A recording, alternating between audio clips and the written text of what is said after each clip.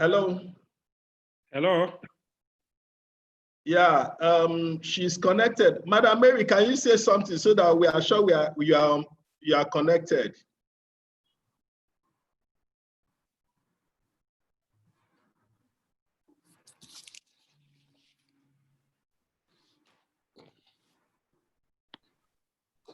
Hello, Madam Mary.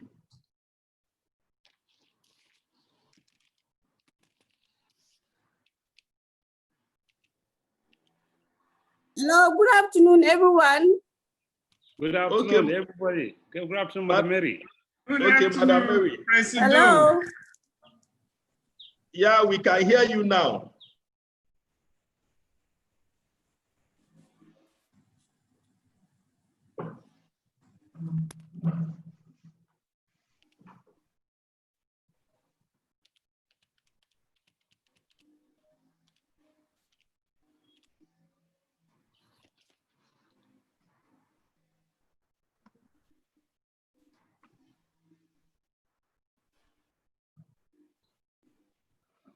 Hello, good afternoon, everyone. Hello, good afternoon. Or good evening, how are you? Madam Mary, you're welcome.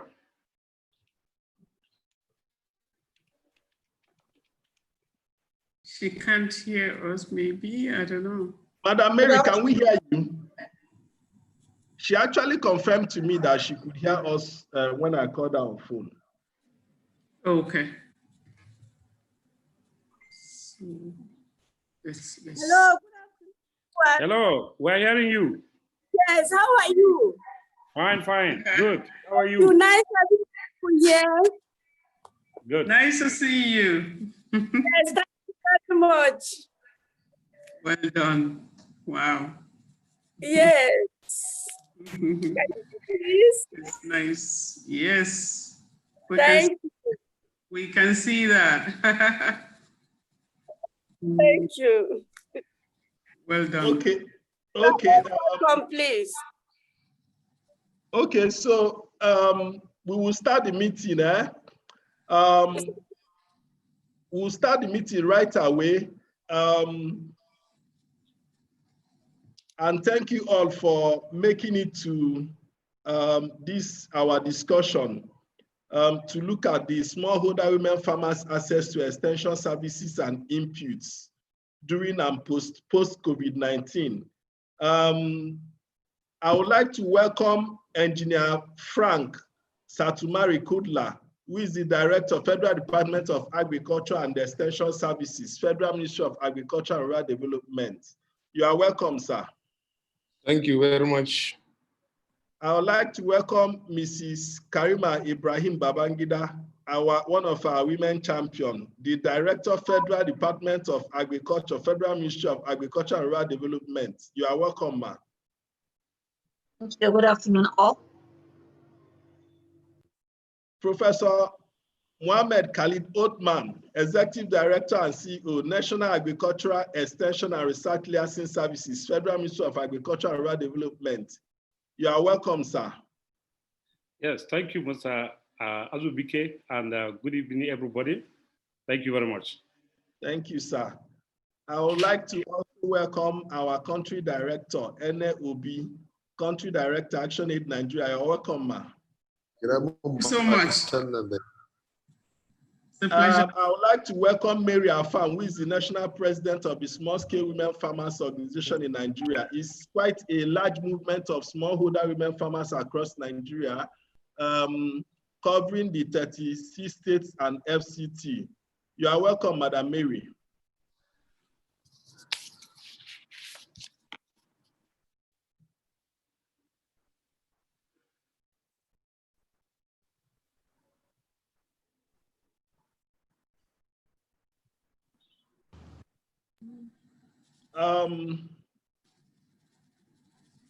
Then I would like to also welcome Ogechi Okebugu, who is the program coordinator for the Small Scale Women Farmers Organization in Nigeria. She will be moderating this session with me.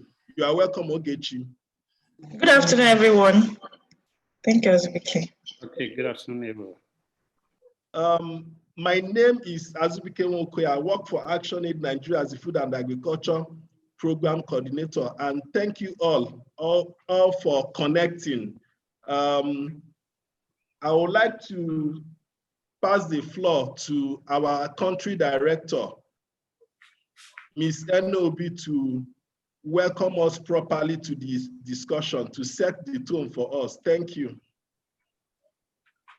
Thank you very much, Azubike. Thank you. I want to thank Prof and the government. We have a lot of representation here from the Federal Ministry of Agriculture.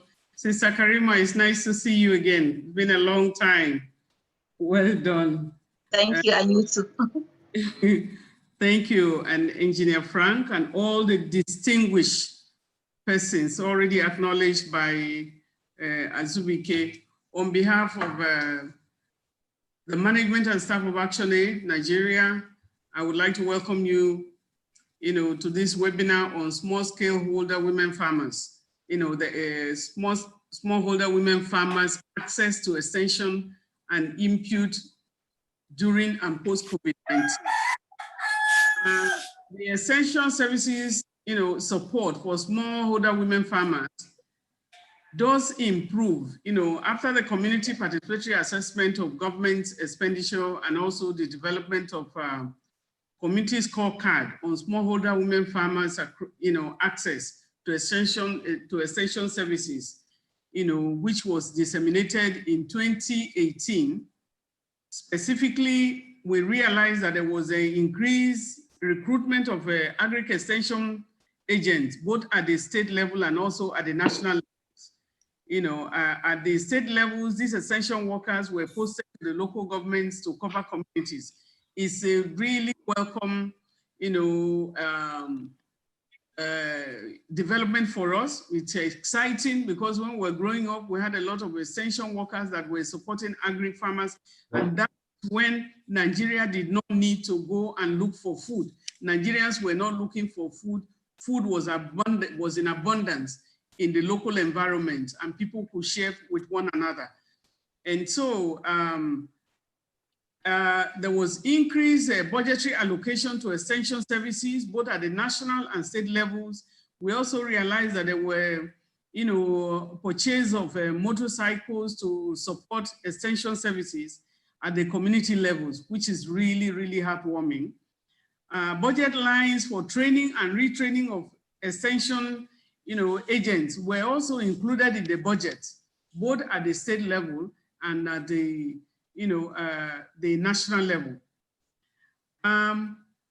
But again, budget allocation is not the same with release. If you don't release, it hampers the progress that you are making or you want to make.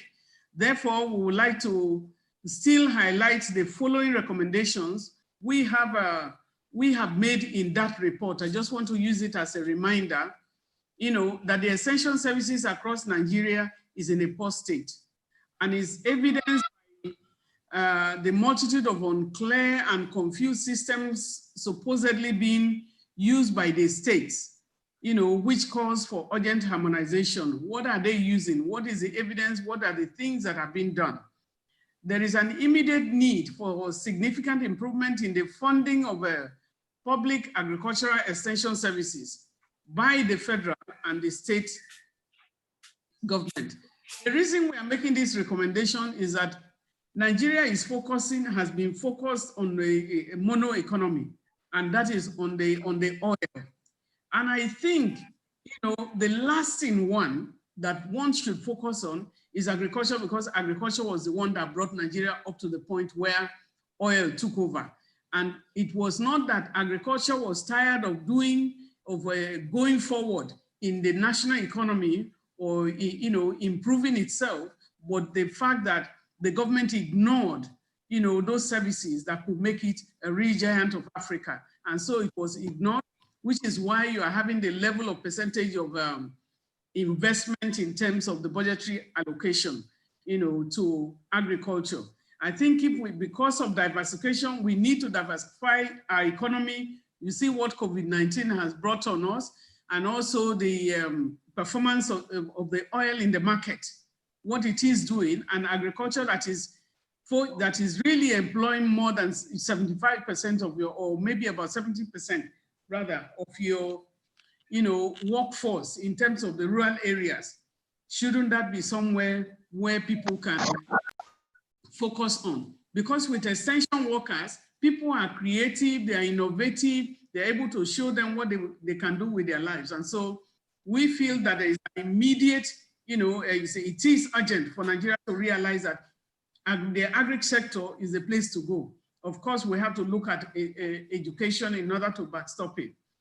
Then there must be regular capacity building for essential workers, because there is a lot of development, essential staff from, agricultural development programs. And then we think that it is very urgent to recruit qualified extension agents, especially as that is critical for their own way of interface, with the block extension supervisors and also village extension agents. We're looking at the block extension agents as well, with specific focus on female extension, agents, because we are talking about smallholder women farmers. We are also looking at the enactment of agricultural extension policy that is required to guide and regulate the practice of agricultural extension and also advisory services in Nigeria for assured and sustained funding mechanism and quality control. We need special extension outreach programs for women and youth and other marginalized groups. It needs to be put in place because there is a lot of things that can occupy the young ones who are in the rural areas. Even the ones, if it's attractive enough, those who run to the urban areas will go back home. There should be increased facilitation of access to market, production enhancement in terms of the production chain, the inputs including access to land and credit. We are recommending too that funding is a major challenge and must be addressed by the federal and state, government. It is very difficult at this time, at the moment to determine the actual extension allocation, the actual allocation within the Ministry of Budget for extension workers. And so it is recommended that ADP get direct allocation from the government to be able to carry this out. Extension service, extension staff, their service conditions require a review to make the service attraction, especially now that youth are being encouraged to go into agriculture, like the kind of system being introduced by the federal government for N-Agro. The dichotomy between livestock salary scale and others in the agricultural sector needs to be addressed. We also want to see synergy between the donor-assisted projects located with the ministry and the ADP activities to avoid duplication, wastage, and unhealthy rivalry. The same must be done with the state, with the other state-created agencies that have extension objectives. Rather than creating structures, we believe that ADP structure and staff needs to be strengthened to take on, new responsibilities. We are also looking at all the state ADPs, seem to still be in an analog way as non-indicted in terms of the ICTs. We are asking for the introduction of ICTs, ICTs for extension delivery, looking because of looking at messages, SMS, and so on and so forth. There are things that can be done faster now. Despite the successes and the potentials of the e-wallet platform and the facility currently being developed by FADAMA 3 and F, we feel that ADP should urgently deploy the use of ICT for increased extension services delivery. We are also looking at mobility, that without mobility for extension workers, we are happy that some machines were purchased. We hope that they were allocated to the right, extension workers for field visit and monitoring. And without mobility, there will be no essential services. And so adequate mobility must be provided for the staff of the APPs.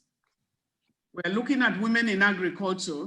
The component and the unit of ADP must be strengthened to have the capacity to focus on the extension needs of the rural women.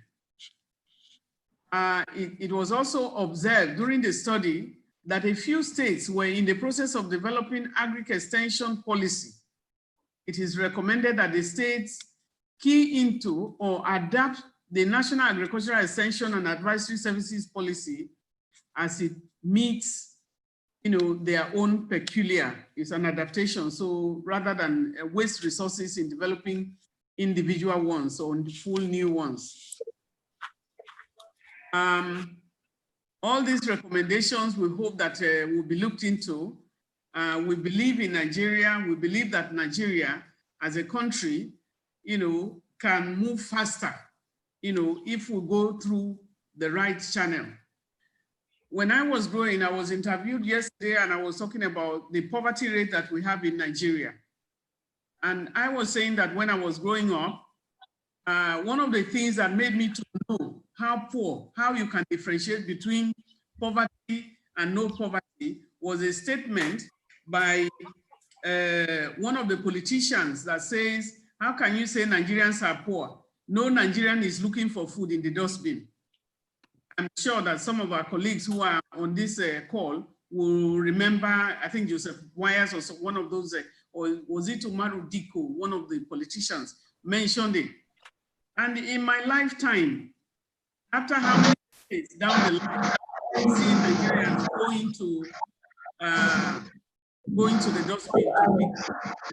I also knew Nigeria at that time, that if you lose somebody, the house where you were in the village at that time, you don't cook for as long as you are mourning, because others will cook food and they will bring for you. But now, when you lose somebody, it is in your house that people will come and eat. What has happened to Nigeria? We believe that the issue we are discussing here is very, very important. And if we can enhance and really make serious investment, with Nigeria, with Agri Department, making the right decisions and having qualified people, we definitely will go a long way. So I want to welcome you again, but I thought we'd bring out some of these pointers so that those who are going to the panelists will be able to address certain things for us. Thank you so much for your time. We really appreciate your coming on board and for being with us on this program. Thank you so much. So, thank you, ma'am. Thank you. Well done. Thank you. Welcome. Thank you very much. With that, I'll go to Engineer Frank. Engineer Frank, recently the minister inaugurated a committee. So we would like, the minister inaugurated a committee, and then we would like you to provide us insight into strengthening and using an integrated approach to revive extension advisory services across the country, based on the report that was recently submitted to the Honorable Minister by the committee. Thank you. Yes, good afternoon, everyone. Good afternoon. Yes, as you rightly said, the committee was set up some few weeks ago, comprising of about 3 of us on this platform now, Professor Othman and Mrs. Babangida. I interest you to also know that there was a committee in 2015 which also comprises some of us that have drafted something about how the extension service can be revitalized in the country. But action has not taken since then. But this current minister saw it so important that we should, considering the fact that there are emerging issues, he said the latest committee has to look into it and update it, which we did. And the committee was given about 8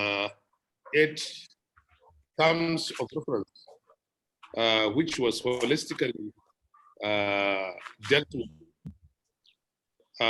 Currently, the ministry, we have submitted our report, and we are waiting for the next line of action.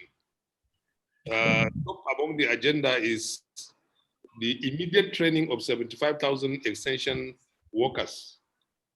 And in the committee, we have drawn down the models that will be adopted to train such extension workers. And actually, there are also criteria of selection to be trained as extension workers. There are also a group of people that will train as advisory service for rural farmers.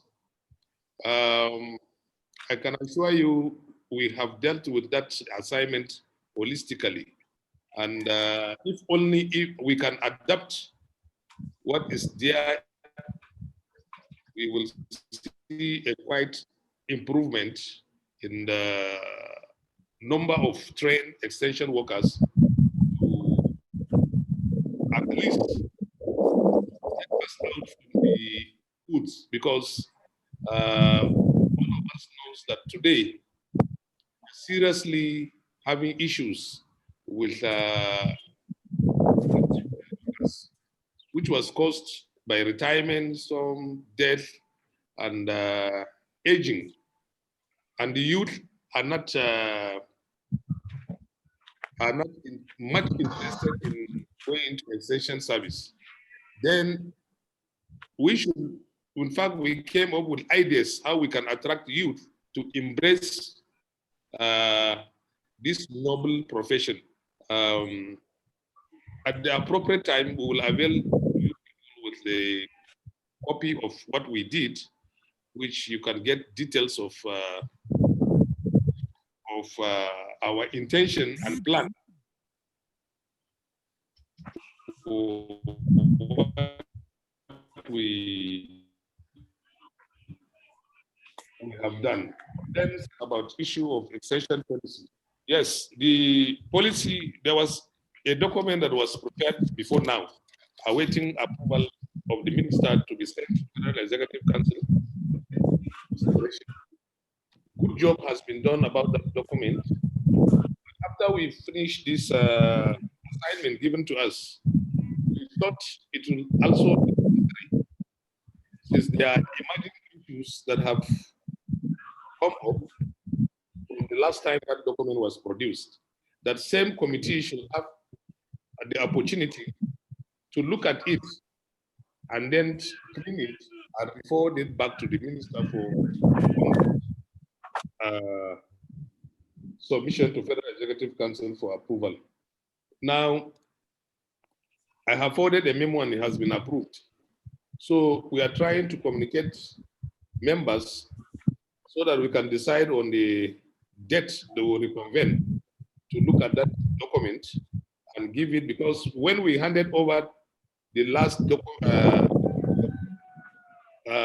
some of the elder statesmen among us has made a passionate plea to the Honorable Minister to pursue these recommendations so that it will not be business as usual, where good documents will be produced and be kept on the shelf. And the minister has promised he is going to work on it together with the PAMSEC and see that we make a shift from the old way of doing things. So these are the few things I can tell you about what we did.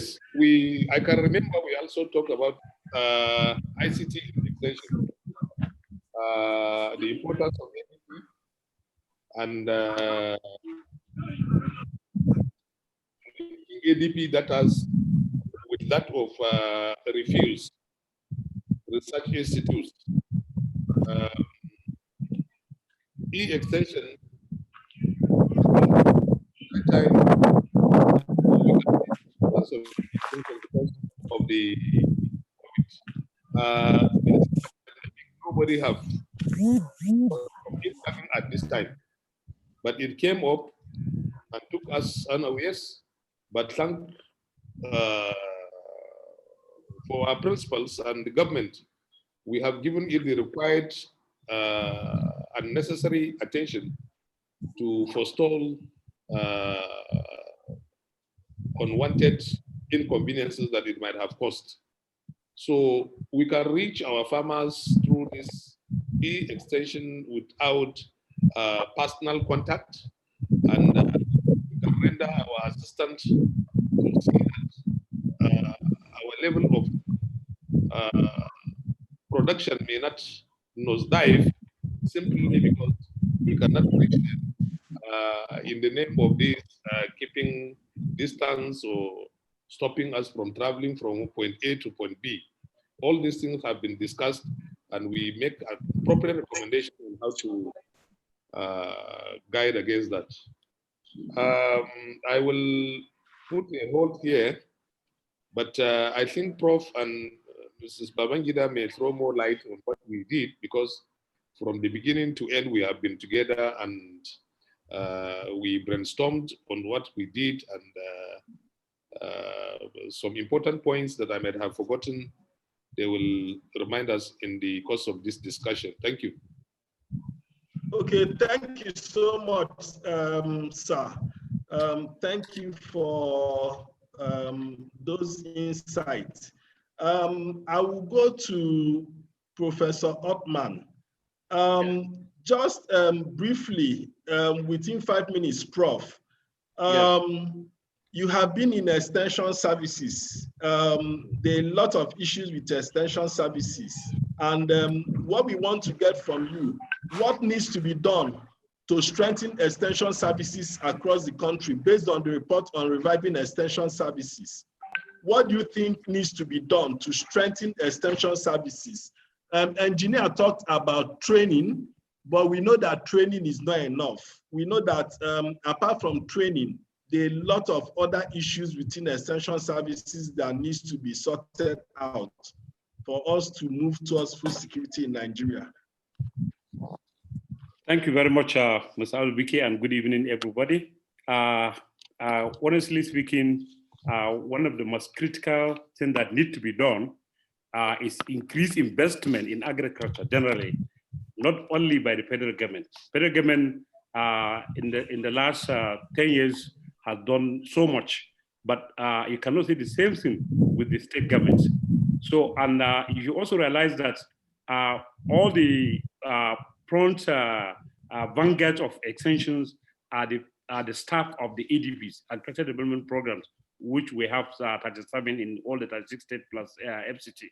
And they are employees of the state government, and the state governments, even in our last APS report, we have discovered that out of 37 states, up to the month of August 2019, about only about 10 states were able to release funds for extension services. And you can see that extension requires movement. There's cost of logistics. So, and if there's no cost of logistics, people cannot really do the extension. And even when you're talking about the e-extension, you must also have the infrastructure on ground.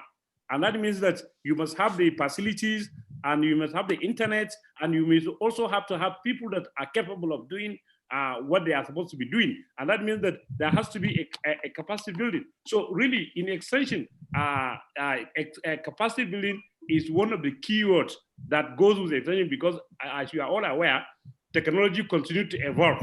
And as a result, that people have to continue to, their capacity has to continue to be enhanced so that they'll be able to teach people, teach farmers, and then farmers can use the messages correctly. So one thing that is needed is active involvement in terms of support by the state government.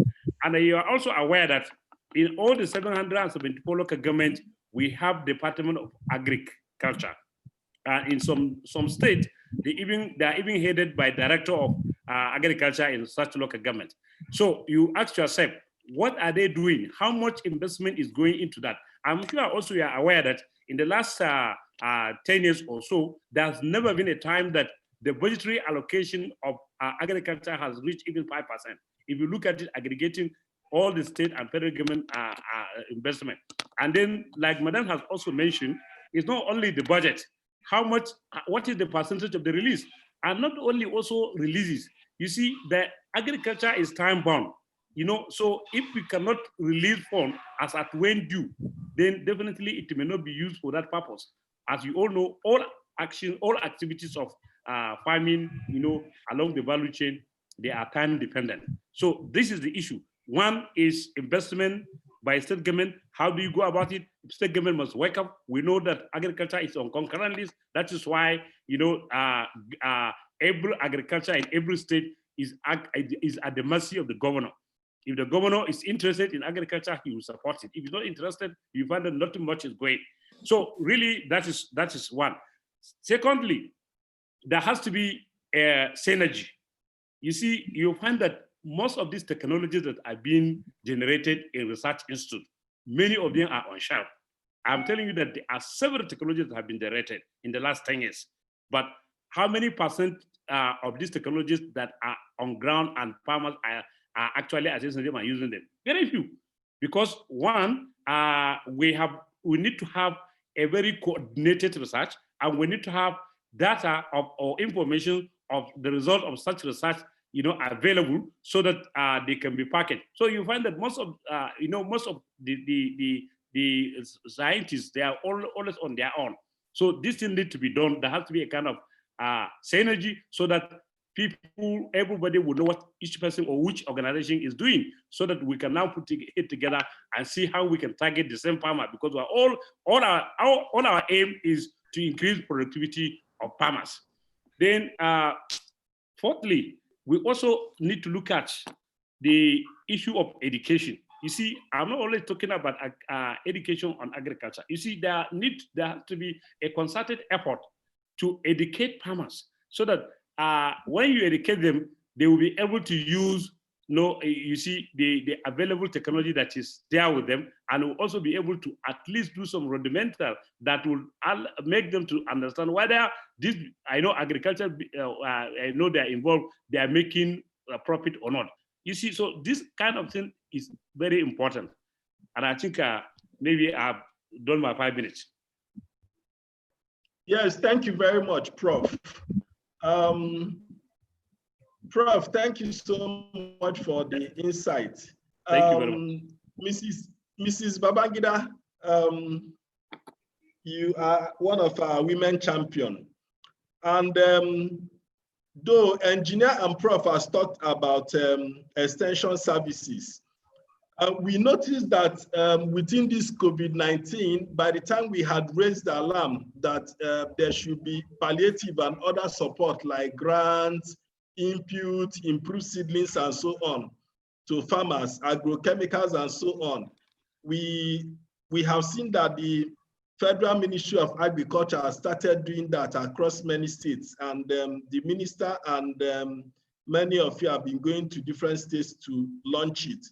So we want to understand, we want you to provide information on Federal Ministry of Agriculture's inputs and mechanization support to farmers, and how FMAD is ensuring that smallholder women farmers benefit equally with their male counterparts within and post COVID-19. For some of us, we are no longer attuned to the issue of 35% affirmative action, but we are even interested in 50-50%. So we want you to let us know, how has FAMAD been ensuring that smallholder women farmers are benefiting equally from all this support in terms of inputs and mechanization support and so on within this COVID and even post-COVID? Thank you.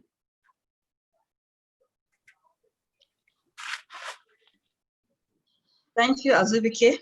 Once again, good evening. Can you hear me? Yes, hello? I can hear you. Okay, thank you very much. Yes, we can hear you. Yes, Azubike, thank you again for having us on this program. It's a pleasure to be part of this discussion today. Yes, as you mentioned, what is the federal government doing to support women farmers in agriculture? Yeah, of course, you are aware that even though women contribute to more than 70% to agri-labor, 60% to processing, 50% for animal husbandry, they have less than 20% access to productive resources. And in a bid to address these gender gaps in agriculture, the federal government or the Federal Ministry of Agriculture and Rural Development came up with two very important documents, which the National Agri-Gender Policy Action Plan, which was launched in 2018 by Her Excellency, the wife of the President of the Federal Republic of Nigeria, and the National Gender Policy for Agriculture, which was also launched last year by the Minister of Agriculture. So you can see the ministry is a gender responsive ministry. And what the two documents provided for is that whatever inputs or intervention we are doing in agriculture, at least 35% of that should target women. Of course, as OPK, you said 50. For me as a gender champion, I can say even 50, 60. But realistically now, what we are having on ground and what we are targeting is 35%. As we distribute these inputs to farmers, we tell the associations, we tell the state governments that whatever the federal government is doing, that 35% must go to the female farmers.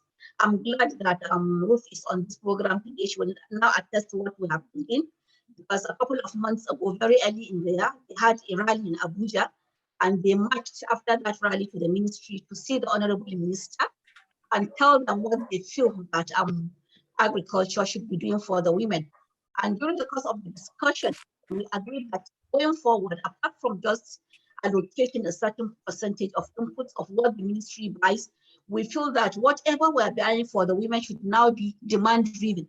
So we're now going forward, whatever inputs are coming into the agri sector, we are going to be engaging with the smallholder women farmers organization of Nigeria to see what they really need. So in that light, yesterday, as you mentioned, we just had the latest flag of the input distribution to Nigerian farmers in Kogi State, the Honorable Minister of Agriculture, the Honorable Minister of Humanitarian Affairs and Disaster Management. As you are aware, these are the two ministries that deal directly with the vulnerable demographic groups where the women fall into. So we were able to distribute varieties of seeds cutting across maize, rice, sesame, cassava, cowpea, oil palm, all sorts.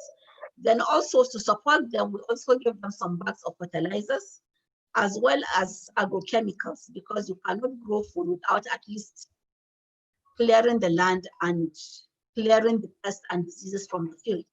We also provided them with some equipment such as planters, threshers, harvesters, as well as value-adding equipment. If you look at the agri sector in general in Nigeria, you see that a lot of emphasis is being placed on production alone. And when farmers produce, they have very little income from what they do, very little return on investment. So what we are now promoting is, aside from production, let's look at the market end. Let the market drive production. And in so doing, to bridge that gap, you need to have value addition.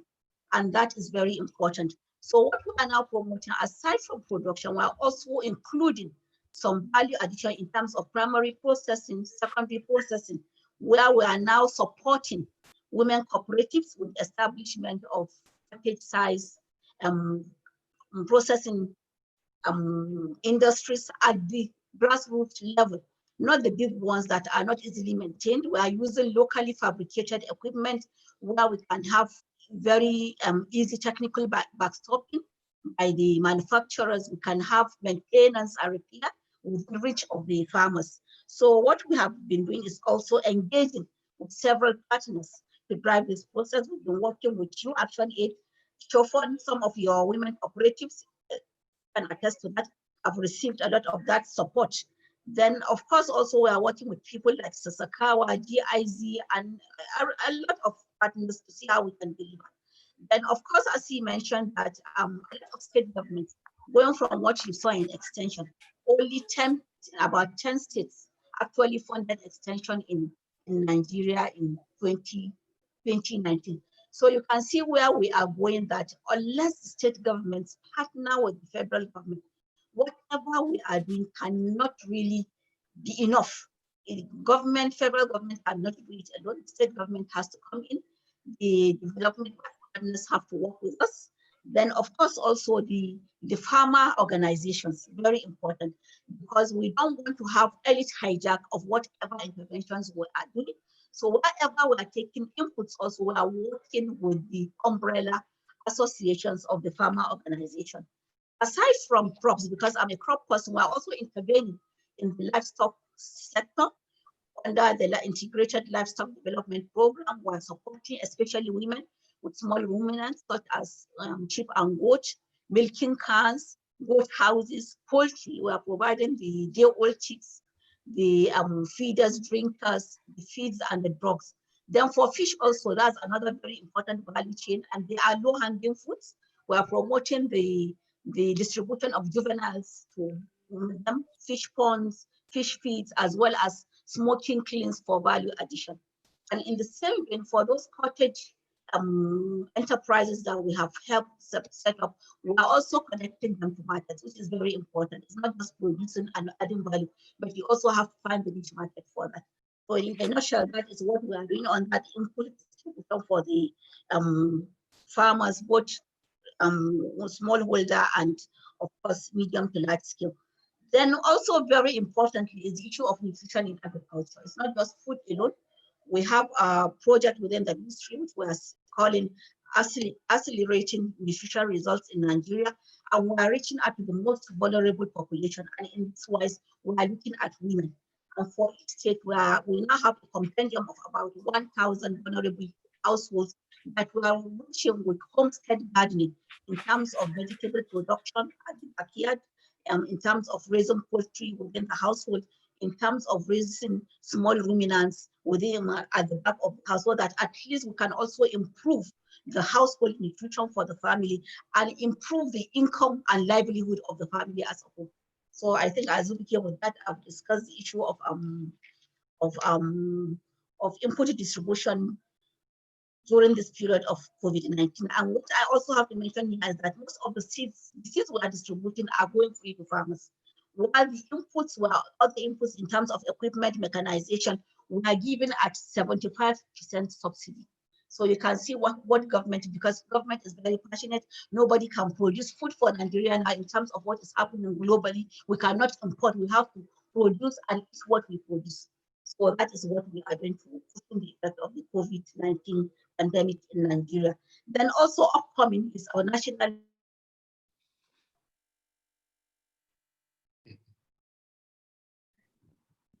on built in the public, and it has a very, very sharp focus on women inclusion in agriculture. So that is where we are. Then if I can touch a little bit on extension services, if you will permit me, I think we should also mention the issue of yes, revitalizing the ADPs. Already a study was conducted in 2017. We submitted that final document and the recommendations to the federal government for intervention. But I believe that for the federal government to do that, we needed to work with the states. And we wrote letters to all the 36 states of the federation, but less than 14 states responded. So I'm using this medium also to call on the state government that extension delivery is at the state level, is at the local level. And what we are looking at now, we have to partner with the federal government to make it work. Aside from the conventional extension methodologies we've been using before, we also need to bring in a lot of innovations into extension. Look at the Empower program now. We said we are going to train youth as extension service providers, but we also have to teach them, we have to tool them with the necessary materials that they use. While the extension agents that are now resident in the ADPs in the states, we have to also build their capacities, including on emerging trends, including on ICT, including entrepreneurship. because we have to start treating agriculture as a business, not just a development project. Thirdly, on the issue of logistics, yes, we started doing something on the logistics in terms of providing 10 motorcycles to all the ADPs across the nation. I believe also Engineer Frank has made provision for additional motorcycles this year, but that is not enough. But we are also having a paradigm shift from having the extension agents stationed in the ADPs to now live and work with the farmers in their local communities. And that is the essence of what we now have under the Empower Youth. Then thirdly, the use of ICT, very, very important. The world is now a global village. With proper ICT, we have established the farmer helpline centers with headquarters in the NERLS area and 6 zonal centers in all the NARIs in Nigeria. We have connected the headquarters with the NARIs. So the next step before I left as Director of Extension was for us to connect ADPs to those farmer helpline centers. So I believe going forward, extension in Nigeria, if given the right funding, the right support by government, is something that could be done.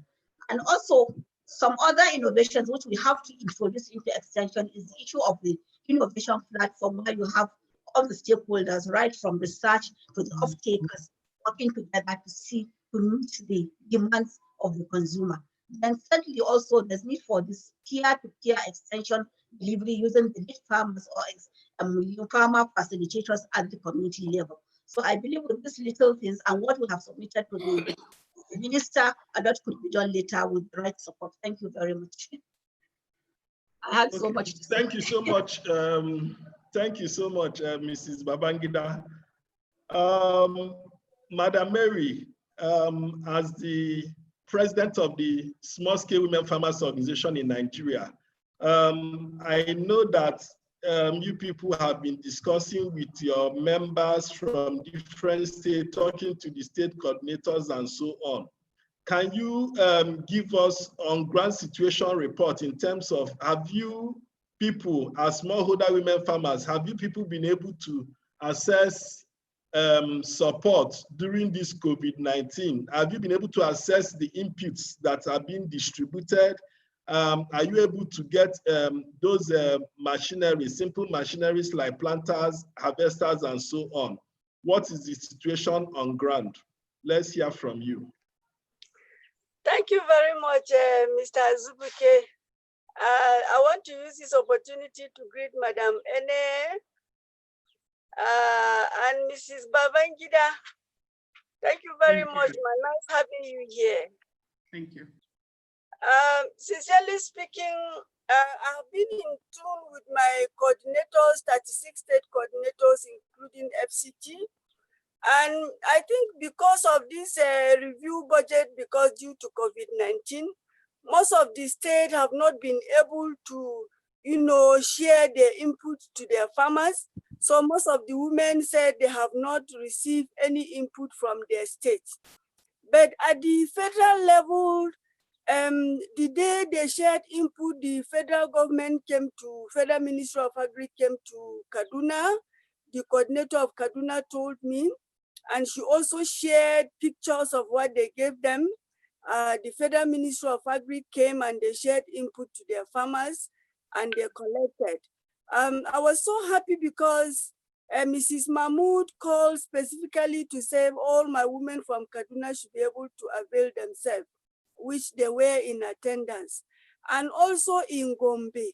Gombe also said from the Federal Ministry of Agri, they have been given input for rice farming and maize farming. And also in Kogi, I've also had report from them that the federal government came to share input to them, including machineries like planters. And in fact, apart from this, about 4 states now, other states are yet to assess. And as we are looking, the rainy season is fast going. And those states that have not been able to assess, we still believe that I'm happy Mrs. Babangida is here. She's one of our own. She's always carrying us along. I would want to also understand whenever you are going to any state, or your state have also benefited, sorry.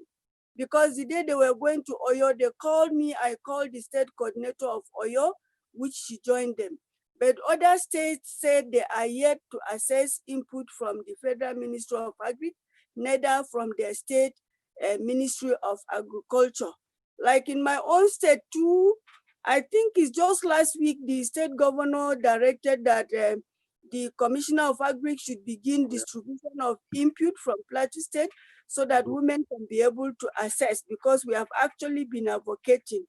And every year, if they are sharing, they used to give us fertilizer for smallholder women farmers. But this year, we are yet to assess. But I'm quite sure by the time they start distribution, they will also remember us. But others said, FCT too said they have assessed input. And I don't know whether it's from the ADP or it's from the Federal Ministry of Agriculture. Just like Mrs. Babangida said, we've actually been supported as SWOFON with their processing equipment, sometimes in 2018. But we are still trusting you and believing in you. That was just like a drop in an ocean. And the moment those two machineries were given to state, there was a lot of fight where this will go to. So we are still hoping and still believing that more will be allocated to smallholder farmers, especially women, because the demand is so high. Just like you said, we want to view agri like business now. We want processing machines that can add value to our product. We no longer only want to produce and consume at home, but we want to produce and sell and also make money so that we can also improve our standard of living. And it may interest you to know that majority of the women farmers in the rural communities are the ones training their children in school. And if they are supported, I'm quite sure that their children will be educated.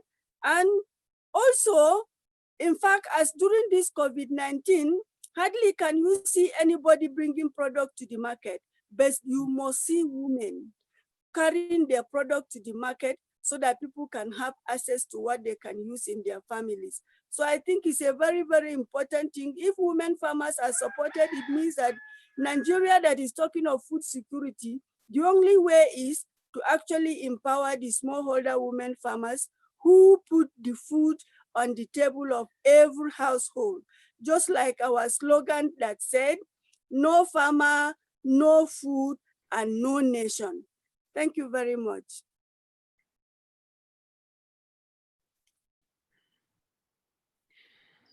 Thank you, Madam Mary. Thank you for that.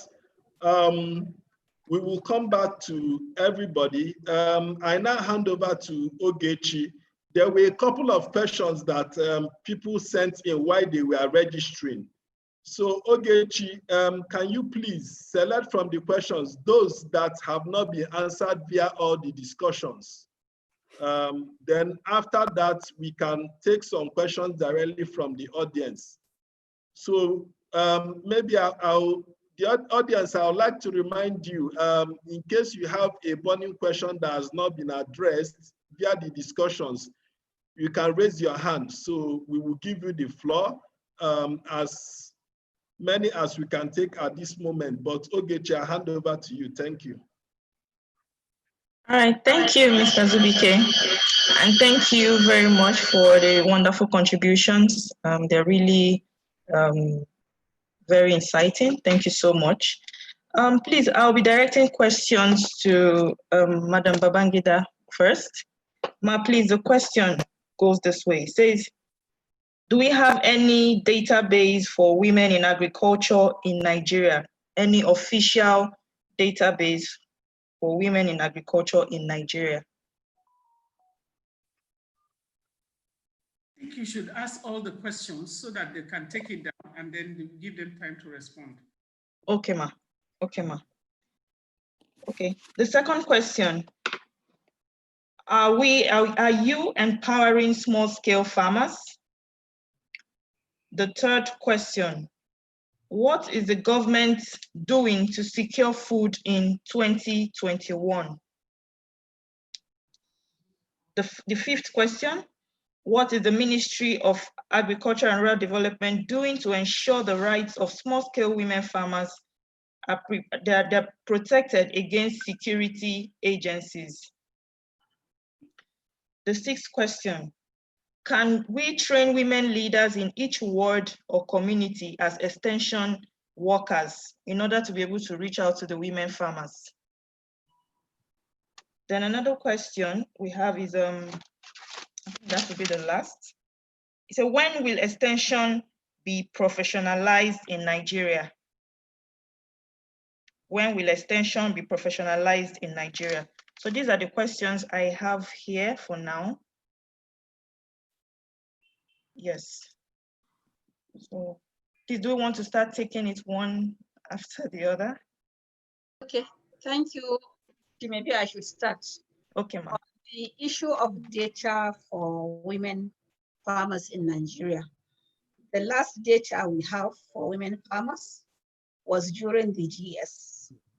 And during the growth enhancement support, when the program started in the first year, only 250,000 women farmers were registered. By the third year, almost when the GS was coming to a close, we had over 2.5 million farmers, women farmers on that database, out of the 14.5 million registered. And since then, unfortunately, that data has not been updated. But the ministry, recognizing that you cannot plan properly in agriculture without proper data, has actually put in place a process that the data collection, not just for women farmers, but for the whole farmers of Nigeria, is going to take place. And part of the things we are going to leverage on is the use of the Empower, which Frank is going to train 75,000 coming on board to help us in the data collection of Nigerian farmers. A different department is in charge of data collection, planning, and policy coordination. So I will not say much on what they have, but the process is ongoing to update the data of Nigerian farmers, and the ministry is going to own that data as on data. And you asked another question, that what is the government doing on empowering small-scale farmers? Yes, the target, even under this COVID-19 palliative, if you see what is happening and from other discourses we've been hearing either on the pages of the newspaper or TVs, you will see that the focus of government is actually to empower small-scale farmers. And when the minister was on air about 4 or 3 weeks ago, he said even this year we are going to reach about over 2.something million small-scale farmers in agriculture. And in so doing, we are trying to create about 10 million jobs in the agricultural sector. So agriculture is a very big value chain, and government has to look inwards, because as I mentioned earlier, nobody is importing any food at the moment from any country. So we have to grow the small-scale farmers who provide over 90% of the food we consume in Nigeria. So that is what we are trying to do. And you asked another question, that what is government doing to assure food in 2021? Already we have, there's a document, or there's a committee in place which Mr. President has inaugurated, which he calls the Economic Sustainability Plan for Nigeria. And under that, we believe that for Nigeria to recover from the effects of COVID-19, we cannot but look at agriculture as the first port of call, because the prices of oil is dwindling in the international market. So we're not just growing food for consumption alone, we also have to grow food for the export market. So already, we are already working with other MDAs on that document, and it has actually taken care of issues beyond even 2021. We are looking at 2020 to 2024. So that is how far the government is going to address the issue of food. Already we are inventing for inputs for farmers.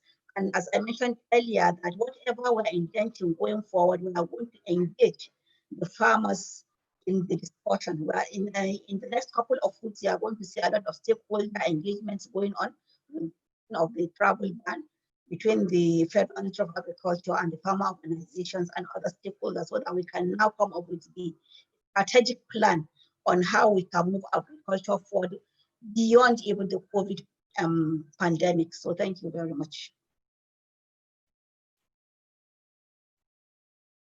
Thank you very much, ma'am. Sorry, Ma, if I may add, sorry. Go ahead, Madam Mary. Okay, sorry, Ma, I still want to direct this to Mrs. Babangida. Thank you very much for this information. You were saying that the federal government is trying to, empower smallholder farmers. I know we're in talking terms with my farmers across the 36 states on this provision of, is it 60 billion naira to be shared to smallholder farmers. And in fact, accessing this money has become very difficult for us, especially we smallholder farmers in the rural areas. I don't know whether you can throw more light on that and actually tell us how we can do in order to be able to access such support. If not, the farming season is passing. Secondly, there was one other program we had with ActionAid. They invited one consultant, that one program from, is it Brazil?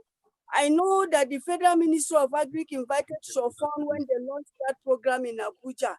But the consultant said he has gone round to take the database of farmers, and none of my women was captured in this database because I've been asking them. I don't know how far with this project, because I know that initially we were actually involved when they launched this project in Abuja. Thank you very much, ma'am. Mary, Yes. sorry, Mary, please, can you mention that project to me again? The last project you mentioned, you are so fast.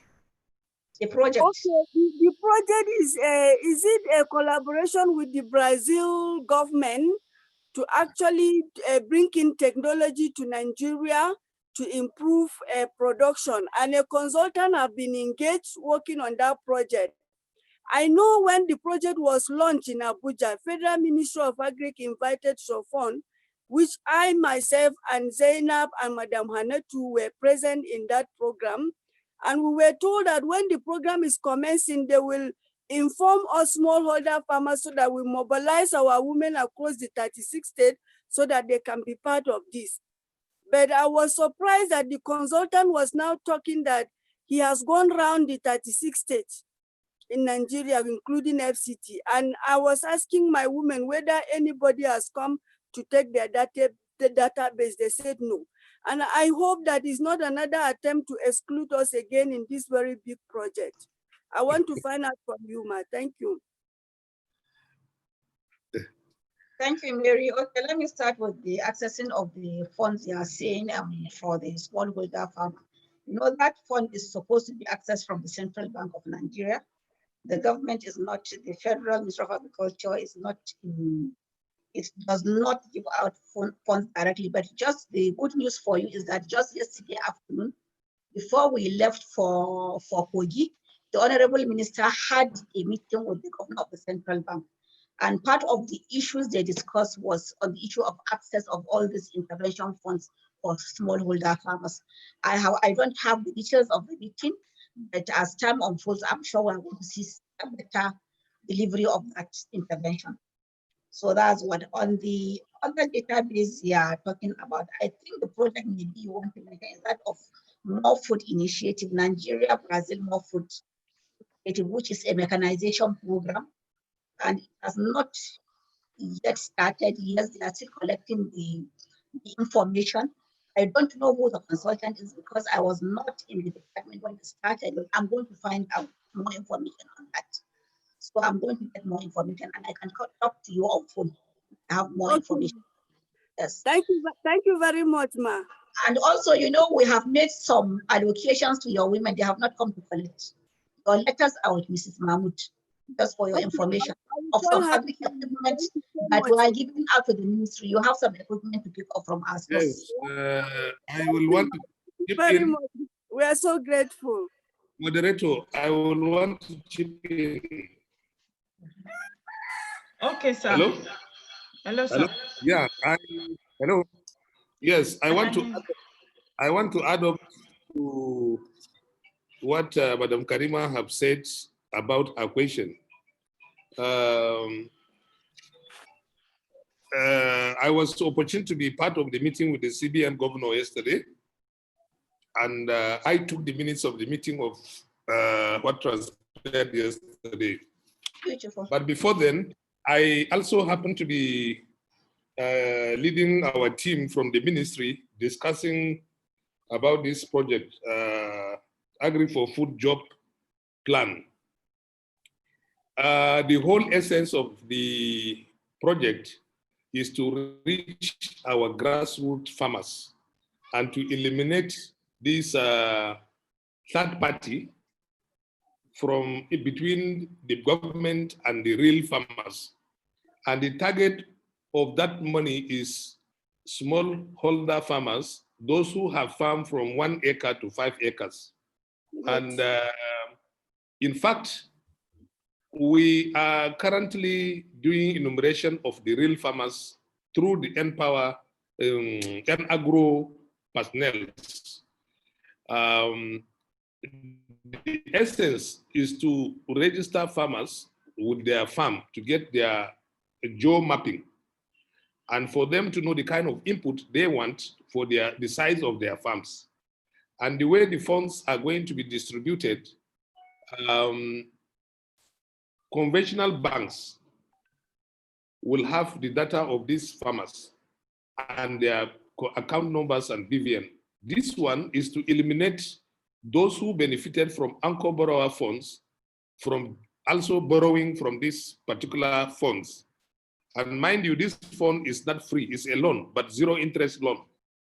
So by the time we do our due diligence at our end, Central Bank will now release this fund to off-takers, that is the partners, like Babangona, Afex, Guinness, those who will take off the products from the smallholder farmers.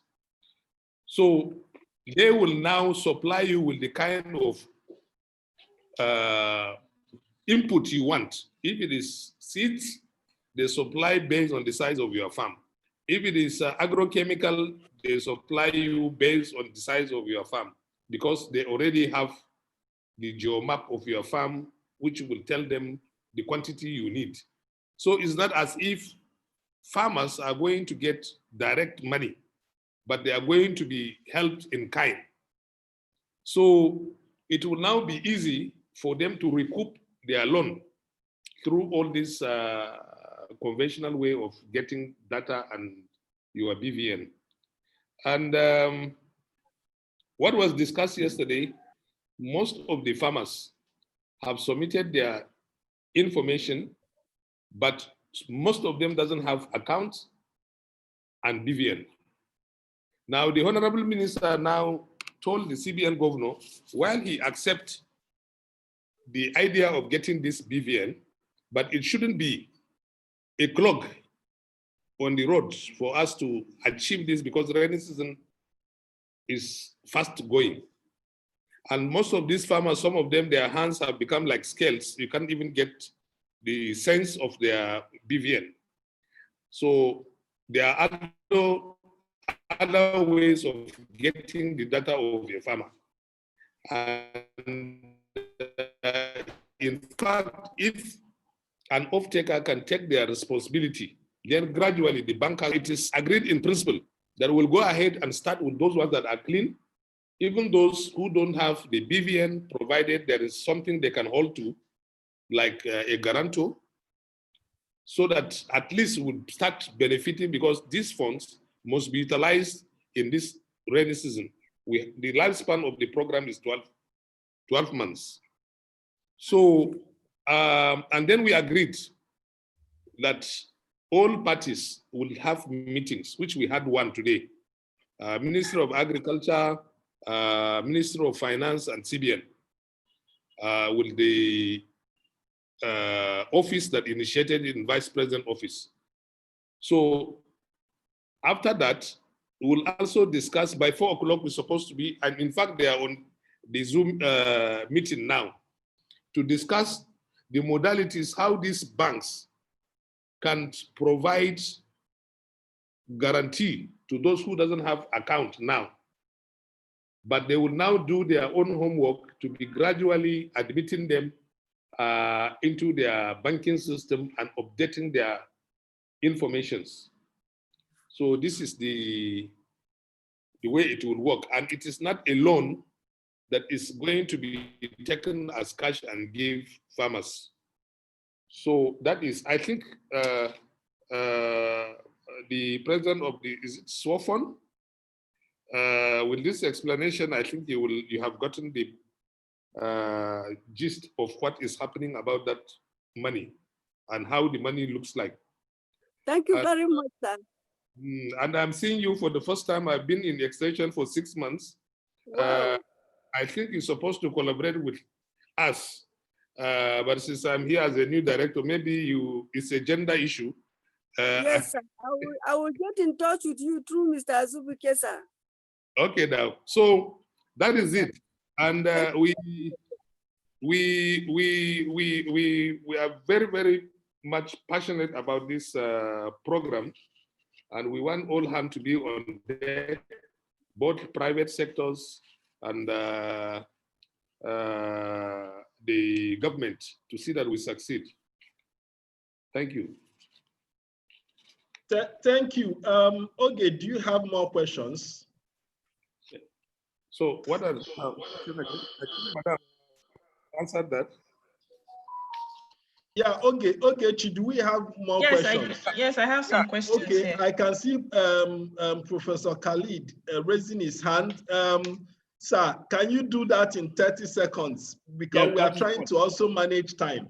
Go ahead, okay, sir. thank you very much. I just wanted to really, talk about this issue of professionalization of extension. One of the questions that somebody asked, and I want the questioner to understand that, you see, we have to appreciate the way we are in Nigeria, the level at which this extensions is going to be practiced. You see, in the past, we are practicing T&V system, but we now realize that T&V system cannot really meet the demands of Nigeria today, because one, of the population, and also because of the cost involved. So that is why we have developed a model, what we call CBA, community-based participatory extension. That is advisors. So this CBA, community-based advisors, we are actually you see, these are people that are not trained extensionists, but they are farmers and enlightened farmers who perhaps maybe have different background.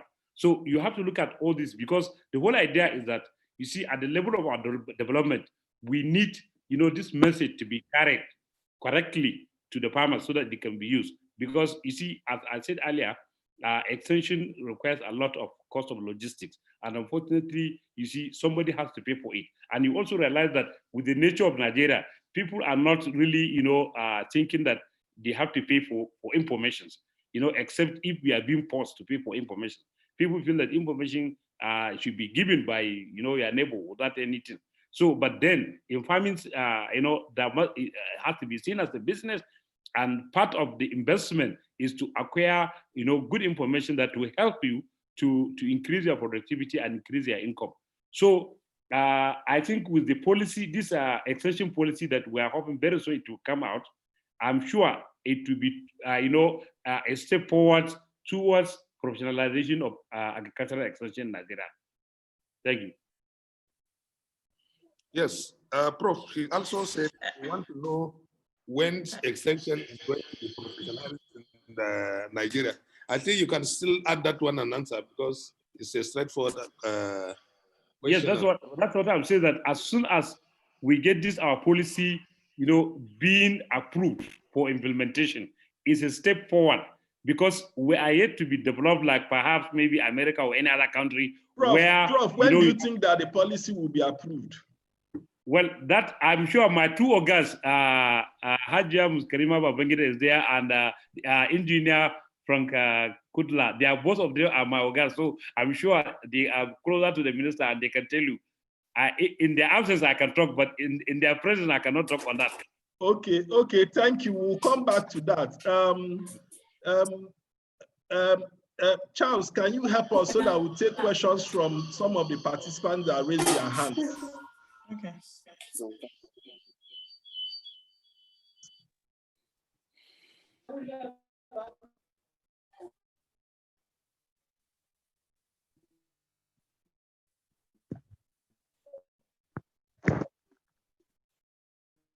Hello, we are waiting for you, Samuel.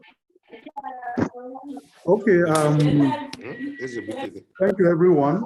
Well, my question goes actually to Professor Kilid on the issue of unified extension service. I actually work with a development partner where we support both crop and also animal services. So I was wondering, how far has it gone? Can you increase your voice? Okay. Can you hear me now? Yes, we can hear you. Yes, we can hear. Okay. I was trying to ask the question around the unified extension services. Like I said earlier on, we are currently working in Bauchi, supporting farmers both with livestock and also in crop production. I don't know how far with the unified extension services has gone, because we are actually looking forward to a station whereby the extension services that we have on ground should also be to support not just crop farmers, but also livestock farmers. Thank you. Thank you. Can I answer the question quickly? Hello, can I answer the question quickly? Yes, You please. can go ahead. Thank you very much. You see, what as soon as we have left, you see the T&B system is not completely ignored, but as of today, this CBA concept that we are actually promoting is actually focusing on the unified extension service system, such that when you have one extension, personnel should be able to tell you everything. That is not only that maybe because he's an expert, but he should have, should be able to link with other experts in the different areas. And that is why the use of National Farmers Helpline System is more or less, the issue of unified extension system. Because why? If you ask a question, the call agent should be able to look at the knowledge base and provide answers to you. And if he cannot, he should be able to escalate the call to other experts in that area who can give you answers, and then it will now come back to you. So really, that's what we are now promoting, because we believe that this CBA is not only, we have what we call facilitators instead of having extension agent, but we call them facilitators. And these facilitators are people that are knowledgeable, but may not have deeply knowledgeable in everything, but they will be able to get answers. Whatever somebody needs, a particular or has a challenge as a farmer, should be able to know where he can go, or he should be directed to get the relevant answers. So I'm sure that's what we are doing, and that also includes livestock, crops, and not only crops and livestock, even value chain along all the community, agricultural commodities. Not only that, you talk about marketers, you talk about, that kind of things. Because you see, the whole thing is to actually make farming a business, not just for the purpose of providing food to your family also, but a business that you can invest, and you don't also produce until you know what the market demands. And when you get what market demands, you also should be able to add value to it, so that you can get maximum utilization of whatever commodity that they have produced. Thank you. Okay, thank you, Prof. Can we have the next person that raised hand?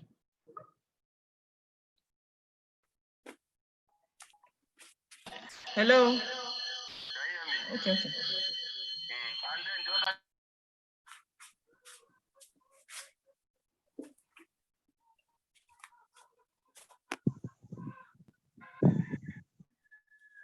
Hello, can you introduce yourself and ask your question, please? Please, you just have a minute. You need to be fast. Thank you. Hello. Okay, yeah, thank you very much. Olubenga Danike is my name. Though I actually thought I won't be invited. I just typed one of my questions at the question point. I wanted to find out what the ministry is doing, particularly Madam as Adia Kairas, if I'm right, what the ministry is doing was, okay, Adia Babangida, what you're doing to ensure the farmers' crops are protected, you know, in this flooding, in this wet season. Findings have shown that most of these rural farmers, particularly the women farmers, are not captured in the NAHIC, that's the insurance corporation under the Federal Ministry of Agriculture. That's number one. Now, number two is to the Director of Extension Service. I actually want to find out the total number of extension workers we have in Nigeria, and then what is the total population of Nigerian farmers as of date? Thank you very much.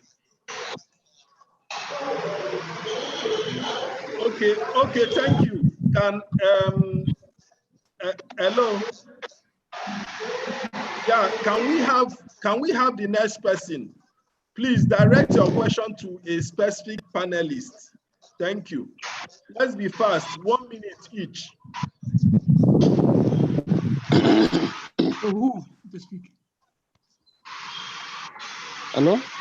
Introduce yourself and ask your question quickly. You have 1 minute. Who is to speak?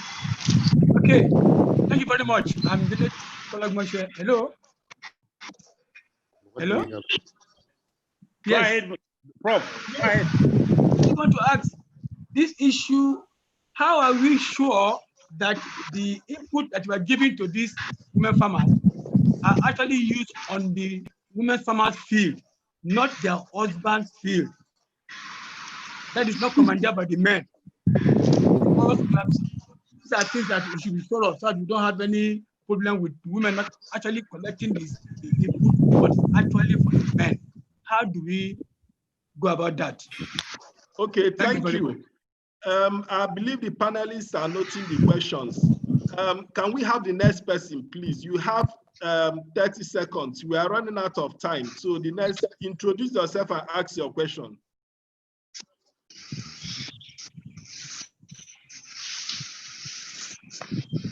Hello?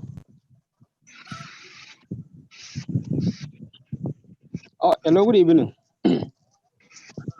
Hello? Hello, good evening. Go ahead. Evening, we can hear you. My name is Abubakar Mustafa. I am calling you from Jigawa State, Birnin Kudu. And I commend this, your webinar, and I appreciate the way you organize this important webinar. Thank you so much for the effort.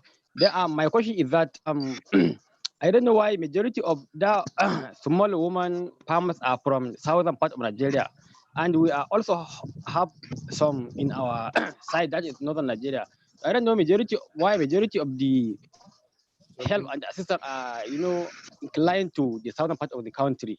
Thank you very much.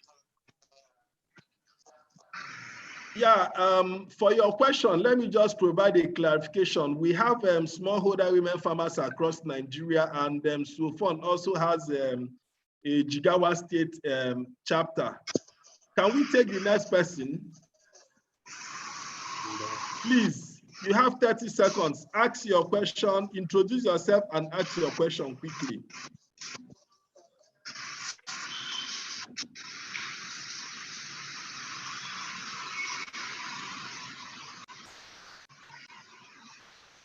Hello. Okay, my name is Ango from YMC in Latvia. I've been listening keenly to the discussions going on right from the beginning. I don't know how the Federal Ministry of Agri can also include the private extension service organizations to help in providing the agricultural extension services to farmers, because the ADP system, there are no extension services. Most of them are, going to extinction. And we are doing our own way, little services. But the issue of this COVID-19, most of the farmers here, small-scale farmers, particularly women, have no idea of what is happening and they've not been able to assess. How can we be made to participate and to improve the livelihood of farmers? Thank you. Can we take the next person? Quickly introduce yourself and ask your question. You have less than a minute. You have 30 seconds.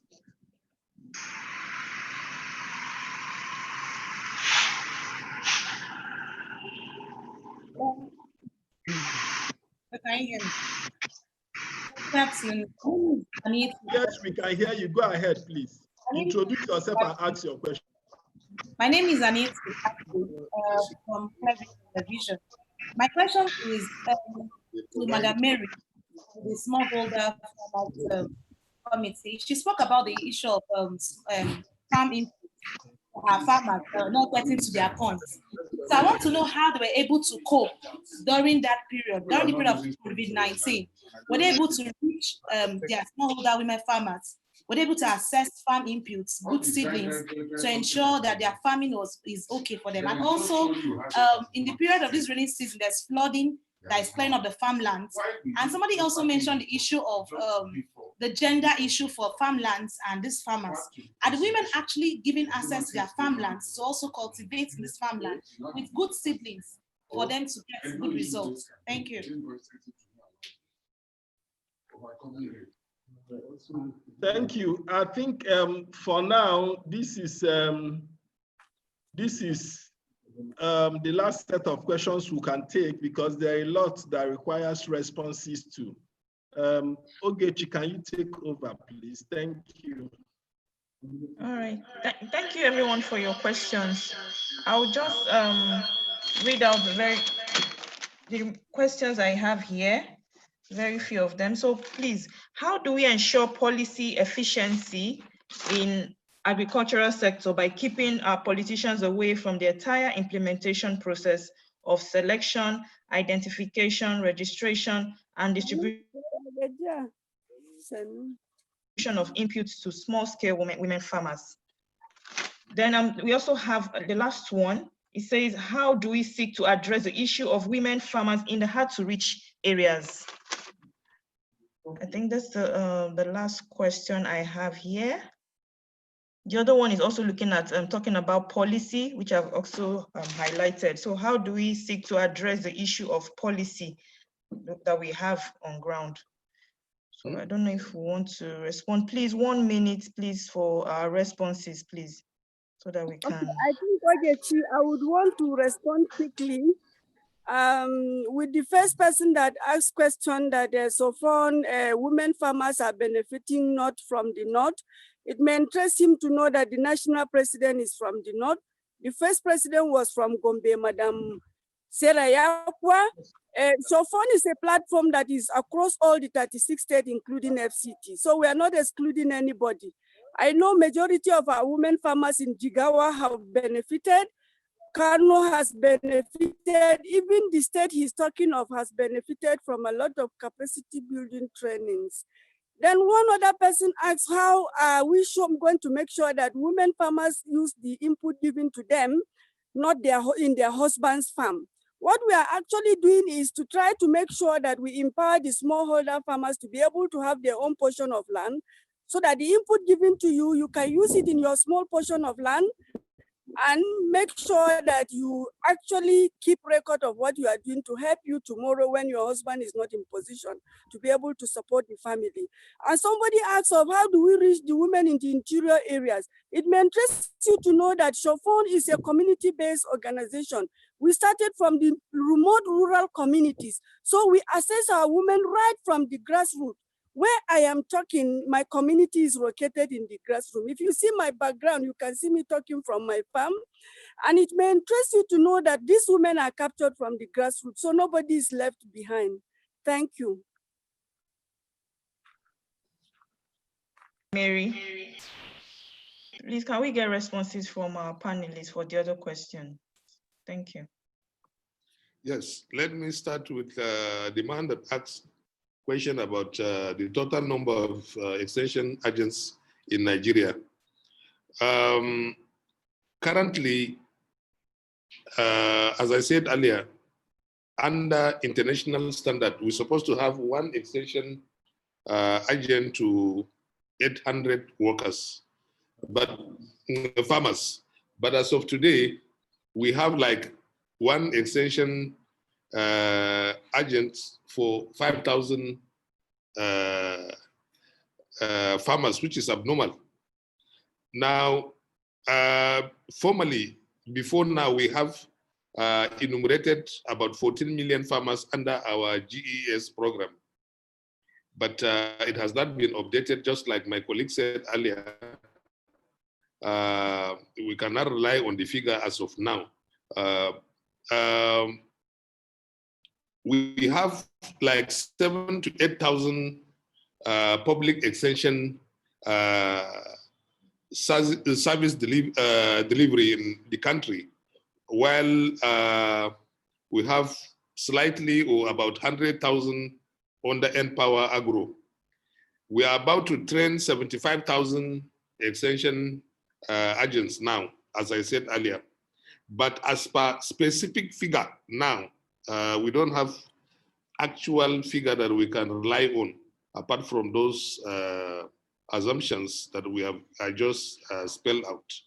Then the issue of this private extension worker, they are like the community-based organization, faith-based individuals, farmer organizations. We are encouraging them very well to partner with us, and with them, we were able to sustain the little numbers that we are now cutting to say these are the numbers available. I think this is what concerns extension worker in that question. Thank you, sir. Any other response from our panelists? Can I talk? Okay, sir. Yes, okay. Just to add to what Engineer Frank has mentioned, from the APS report, that's Agricultural Performance Report of 2018, 2017, and even 2019. We collected the number of extension agents from all the EDPs, and actually they are just above 14,000. And some states have actually less than even 100 extension agents, some states. The highest that is the state that has an extension agent is Kano. So what it means is that the ratio of extension agent and farmers in Nigeria is on the average between one extension agent to cater for more than 10,000 farmers, which is practically impossible. And like he also mentioned, the recommendation by the FAO is one extension agent to 800 farmers. And that is if those 800 farmers, the extension agent has the means of reaching out to them. And that reaching out to them, one is the issue of logistics, and two is the issue of capacity building, because he himself his capacity has to be built, has to actually be trained almost all the time. So that is it. So that also, goes to one of the questions about extension agent, not he's talking about private extension agent. We are really here to have, a formal private extension agent that are extension service provider. But if you understand, farmers themselves are private people. And once you build their capacity and they can pass this information to their colleagues, farmers, then it means that you're already developing the capacity of the private extension. And that is why the concept of community-based advisor is very handy. Right now, NRLS is testing that concept. We are increasing the capacity of 360,000 farmers between last year and this year under AGRA projects. And I want to tell you that in Kaduna alone, we have already increased the productivity of more than 100,000 farmers in 2019. We are already working in 2020, this wet season. So that is the model. And that's the model we are promoting. And we hope that by the time this project is successfully completed, some other organization will look at the model and replicate it elsewhere, because we have found it is really working. Farmers are really coming out. They are seeing the result of using, improve, technology, as well as also how to access some improve inputs, as well as even credit. This year we have even, made several farmers to access credit through microfinance. Thank you very much. Okay, thank you. Sorry, Mrs. Babangida, there are like two burning questions. Somebody was asking, can we give the statistics of the number of women who have assessed input? The person is saying that the response initially was looking as if all the women in each of the states got input. Then another question is, which could be answered by any of you on extension services. The question is, how are we addressing the issue of reaching women in the hard to reach locations, the barriers where male extension agents cannot attend to women? How are we addressing this? Please, can I just add one question?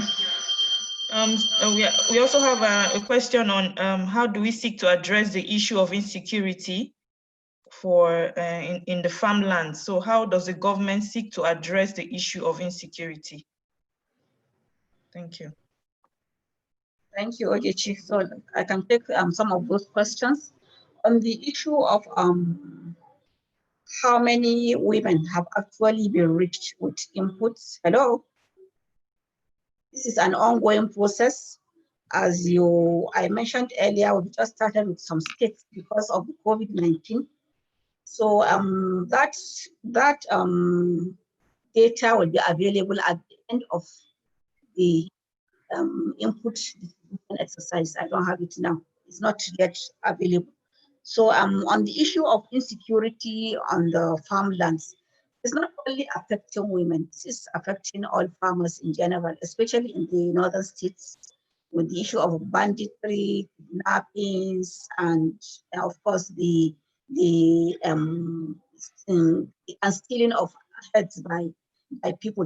So this is an issue which the federal government has engaged or is engaging with the state governments to address. Just about a week ago or two, the Nigerian Governors Forum, especially the Northern Governors Forum, I think they had a meeting with the Office of the National Security Advisor, the other security agencies, the military, the police, on how this could be addressed. And under the pandemic palliatives also, so there's a committee was put in place comprising the Federal Minister of Agriculture, the National Security Advisor, the Minister of Defense, and the Minister of, the Minister of Interior, yeah, Minister of Interior. So they are working on that now. So, and also under our own ministry, we have actually trained some agro rangers in collaboration with the Ministry of Interior, and we are deploying some of those agro rangers to farmlands. But that is not exhaustive. It's a security issue, not only for the Federal Ministry of Agriculture to address, we're working with other security agencies. So that's what I would say on that. Somebody asked about the issue of hard to reach women and the issue of hijack of inputs by the husbands of those women. Yes, apart from, you need a lot of advocacy. When we go out, especially this is for director extension, when we go out to the rural areas, usually we just don't get there alone. We go there with the local government workers, we go there with the ADPs, we go there with the heads of women in agriculture, and we engage also with the traditional gatekeepers. And in the course of doing that, we have some focused group discussions also inviting the male counterparts of these women to be attenders, because you need to do a lot of sensitization, because in some of parts of the country, we have a lot of religious barriers, we have a lot of traditional barriers. So these are some of the things we are doing to address that. Then somebody also raised a question about the issue of insurance for women. Insurance package is not exhaustive for all the value chains in agriculture. If you look at the insurance cover that is being handed out by the Nigerian Agri Insurance Corporation, mostly it's to deal with crops. And in most cases, this insurance is actually tied to loans or credits that the women take. So I would advise that women, when they go out for credit, they should form themselves into cooperatives, into clusters, so that it's a little bit easier for them to access these packages. If they need more information, I think Mary will have to discuss that further, and we have to link you up with the National Insurance Corporation for more of the packages that they are handing out to women farmers. So I think I've taken some of those issues that were. Thank you very much, Ma. Thank you. Do we have any other response? Okay, Azubi, can hand over to you. Just to also add to the question, I think is a burning issue. Somebody was asking, apart from even professionalizing extension services, the question was also put on the table, why will government be training youths to take up extension services where when there are a lot of unemployed agricultural extension graduates across Nigeria?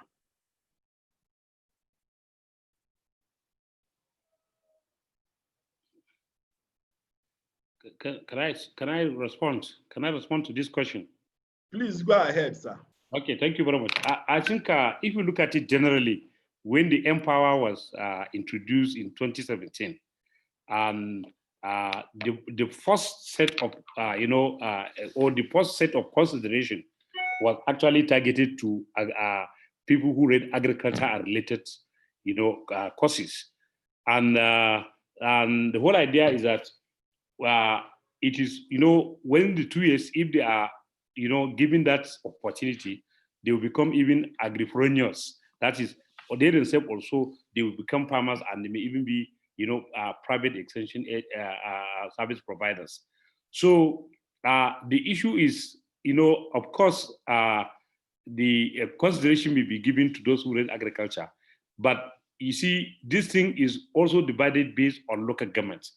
So in some of the local government, you find that even at that 2017, I remember, you find that the graduates of those who read agriculture and who are not employed may not, they cannot even reach the number. Because you find that in some of the local government that are rural local government, you may find that when you're looking for maybe, for instance, about 200 unemployed graduates, you may not find such. But of course, if you go to a local government that is urban, you can find even about 500. Okay, so the issue is that I think government is actually not only limiting to those people who read agriculture, but even to others who are interested. Because I want us to understand that farming is an all-commerce business. And some of the successful farmers are people who don't even read agriculture. Some of the successful farmers. First is the issue of having passion for the farming. And second, you see, you also realize that if you look at the history, some of the people who went and become now graduate of agriculture, they do not go there to read agriculture. Some were even forced. Some apply for medicine, some apply, we're in the university. And we know all these things. So the point is that I've been telling my students that, look, when you read an agriculture, you don't even have to be waiting to be looking for a job because you have been trained. All you need to do is to find opportunity to start even small. When you say start, they say you are looking for capital. If you are starting, you don't have to start with big capital. You start with small capital and develop, because you also have to understand the market. So that's the kind of things. And I think generally, those who have read agriculture, first and foremost, you see, when you're even graduating, like we have been telling our students, first and foremost, think of how to become an employer of labor, because you have already been given opportunity by acquiring the knowledge of how to go about it. Whether you read whatever branch of agriculture, agronomy, soil science, whatever, you must have rudiment knowledge of how to go about going into farming. Because if somebody who read history can go into farming and become successful, what of more of you that have read agriculture? So I think the issue is not just training. The issue is to actually look at how to provide employment opportunities for many people, whether you have read agriculture or you have read anything, so that when you are trained, you should use the knowledge you have acquired. And at the same time, maybe even as a graduate of agriculture, the kind of training that they are going to be given, you will not appreciate it because it's something that they have already passed. You have had it already. Thank you. Thank you, sir. From the discussion so far, there are two key issues that are coming out very strongly. One is that there is need for massive public financing of extension services, because if FMAD is going to be training 75,000 young people or 75,000 extension agents, it means that there's a lot of money that is needed to both to provide the training, both to provide the recruitment, put them on salaries, provide mobility, and so on for them to be able to serve the farmers across the country. And that means we also need to all work together to push for increased public financing of extension services, both at the federal level and in the different states and local governments in Nigeria. Another issue that is coming out also is that smallholder women farmers really need access to inputs and machinery support. Within machinery support, especially women-tailored labor-saving technologies, which we all need to also work on seriously as stakeholders. So we will be taking all these issues forward as we all work together as stakeholders. And in rounding up, I would like to give each of the panelists at least a minute to say a parting word. I would like our country director to be the last person. Thank you. So, Mrs. Babangida, let's start with you. Thank you, Azubike. My message to the women farmers of Nigeria is that we appreciate you. We know you have, we appreciate you. We know that you are sacrificing a lot in Nigeria in terms of not only you producing, but also supporting your husbands to produce. But what I want to assure you is that for the first time, you have a woman now who is in charge of agri inputs, and we have started with 35%. We are going to achieve that 50% by the grace of God in the next few years. So Mary, keep up the good work. I appreciate all of you. Thank you. Thank you. Can we have Engineer Frank? Your parting words, sir.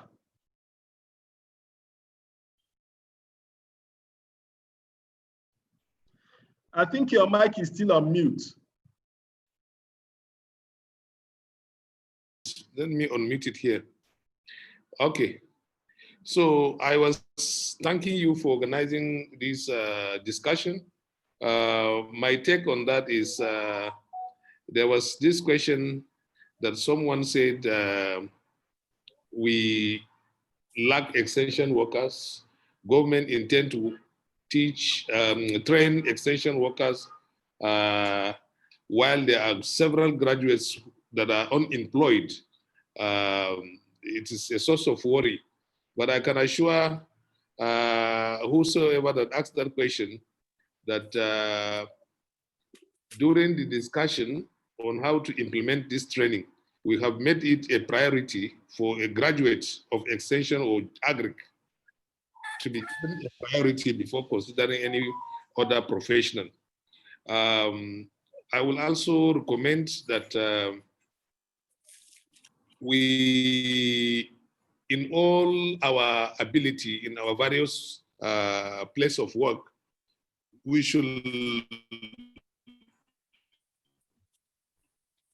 put all our thoughts and our input together in order to promote the issue of agriculture in Nigeria being relegated because of the oil boom that we had some decades ago. And it's my sincere belief that we have enough capacity to actualize our dream in agriculture. All we need is enabling environment and enough funds. So everybody in his own way, if you are placed in a position of responsibility, try and put in your best. And even if you have little funds, if you channel it in the right direction, you get a very good output. So this is my advice for us. And I wish we can have such discussions from time to time. Thank you. Thank you so much for that. Can we have Professor Kilid say a parting word? Thank you very much. First and foremost, I would like to thank the organizers for their ability to bring in the two, very busy directors, Engineer Frank and Hajia Karima Babangida. I'm sure you have done a very good job by bringing them. And I'm also very excited to have them, discussing agriculture, because all the time we meet is what we discuss. So, and secondly, like you have already observed, there's need for investment, more investment in agriculture. And I think the ActionAid has been trying at the federal level by even organizing workshop and every year and things like that. But I've observed that you have to actually go out of at the federal level, a lot is being done. But can you really go down to some state governments so that some of the state government, even if not all of them, at least get about 3 or 5 state government that can be used as pilots, so that you can bring their attention in for making more investment, especially in agriculture and particularly in extension. Because I want you to understand that, you see, when you're talking about agricultural development, the key things there is extension, because agriculture is knowledge driven. If you remove that knowledge, then forget about it. There's no way you can achieve the desired objective. So I'm calling on you, the organizers, to please identify some state governments and then try to do an advocacy, and that is how you can link them up with the federal, especially those of us, in NLS and then the Federal Department of Agriculture and Federal Department of Agriculture Extension. Because you see, most of the ADPs, they're looking forward to have these 2 departments, but only for them to get substance. And nothing is coming from their own state government. So what we do, we cannot really, develop agriculture if we cannot make this very important, stakeholders, state government and local government, to invest in agriculture. So please think about it. Thank you very much. And I wish all of us fruitful 2020 season. Thank you.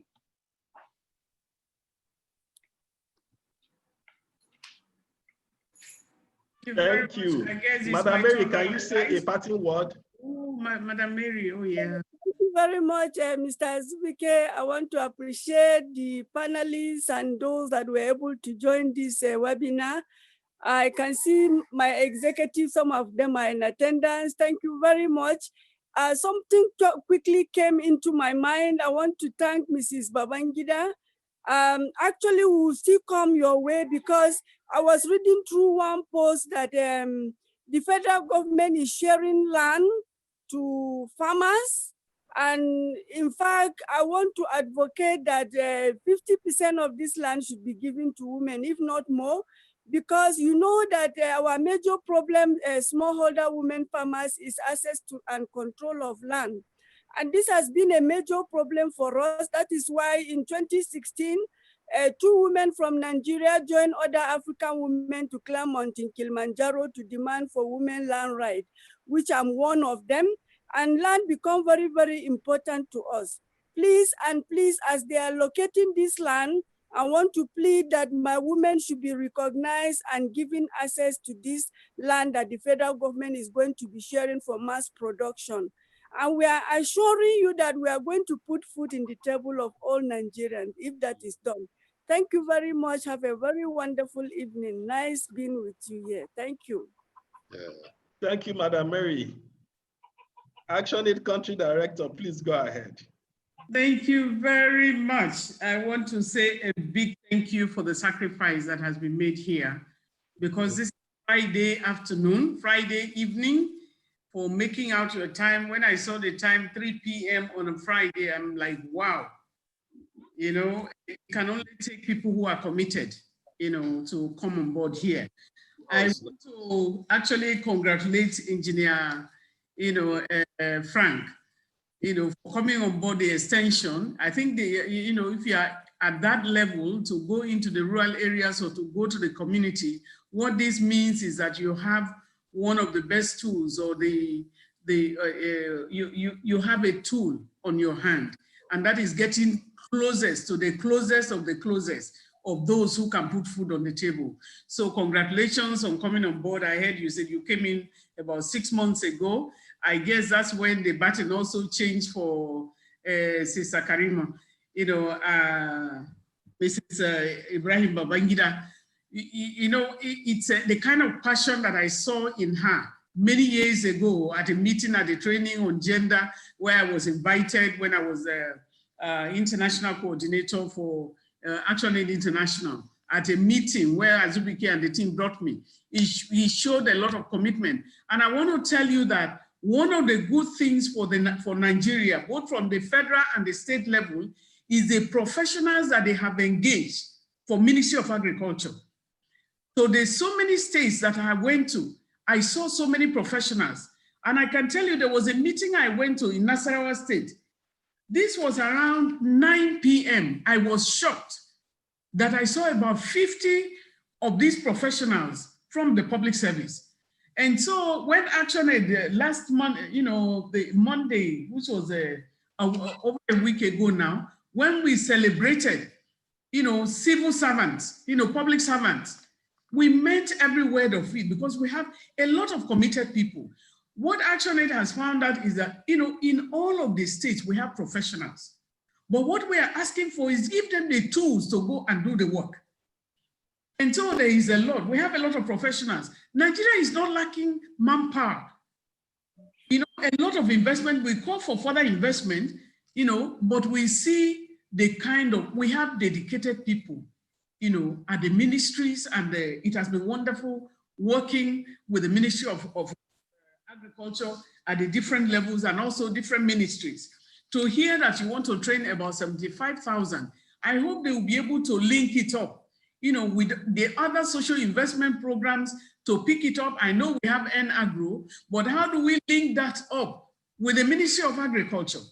I think there has been debate here and there, like the choice of having teachers and a lot of quarrel in the education ministry and so on and so forth. I see the energy, the issue of release of funds is not just releasing of funds like Prof said, timely release of funds. If you don't plant at the right season, you don't get it. And then for us as ActionAid, ActionAid is working on, right now, a lot of my staff, they are out in the field monitoring constituency projects. What that is mean, we are working on transparency and accountability, and we say monies that are given for certain purpose must be used according to the purpose. So when we are hearing of the billions that is being released, we are going to follow the money. We will follow the money. ActionAid is on ground solidly in more than 20 states, I can say now. We have more projects going and we are increasing. So we take the advice of Prof to say, how are we working at the local level, because we have local rights programs on ground. And I know that the manager on social mobilization is listening. Adewale is on board this training, and also our local rights programs, they are on board this webinar, and I hope that they are taking care. That we don't need so much. If we are working in the states where we have the presence, we don't need to go so far. We have SWOFON on ground there. We, ActionAid hosts a secretariat of SWOFON. We are giving them all the technical input. What is our own, what is our interest? Our interest is that the government needs to be supported. Where they ask for technical assistance, we will give them. But where the government has it, they need to put it on board, and we will follow. So I've seen a lot of commitment. COVID-19 is providing another channel. And the funding we are talking about, There is COVID fund, money that is coming. The government is taking loans all over the place. You know, about 3.4 billion has been given. Another 5 billion has been approved to be taken. $750 million. All these are in dollars, have been given. What are they going to take it in for? You know, all of these monies that have been taken has moratorium. What that means is that if you don't invest it in the right area, you cannot pay back. But if you invest it in something that generates income, then you'll be able to pay back. And I hope that the government can also look at some part of the COVID fund. A lot of billions are also coming from the private sector. We don't know where it's going, but we are going to make sure that people account for that money. That is one of the work that ActionAid does. And so I want to say, you know, we celebrate you all, you know, having celebrated public during this public service day. I want to say, Mrs. Babangida, Engineer Frank, Prof, each and every one of you, we celebrate you all for the hard work that you are doing. Sometimes there is a bit of concentration in terms of, you know, you want to do the work, but the amenities are not there. And we say, give them the work, you know, give them the resources, support the public service. We still call on the federal government to support the public service, you know, the public servants with the equipment, with the necessary skills, is an engine room for development, and you have the right skills. So why not let us go on? And so I say well done to Mrs. Babangida, you know, and I say congratulations for the new set of you know, things that have been added on to you. You are in the right place. If you can see the gap with the presentation you made, about 70% of the rural farmers, you know, are women. You know, so if 70% and we're looking at 35, I know it's a slow gap, but what we are saying is that it shows that there's still a lot of gap, and we hope that there's going to be, under you, there's going to be full implementation of the national agenda, you know, policy, which you worked tirelessly with the, you know, permanent secretary, with all of you on board to bring on board.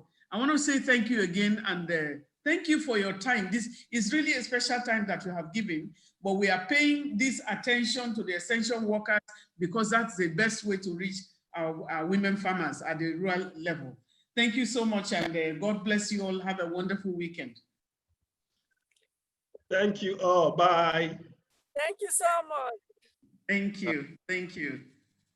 Thank you. Frank, we will come to your office and follow up. Mrs. Babangida, thank you.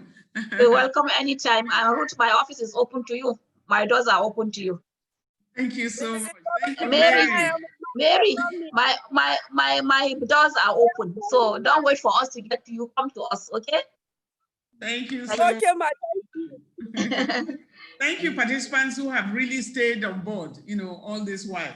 We value all your contributions, and we'll take note of all the questions that have not been answered that we can capture and also send on board. Thank you so much.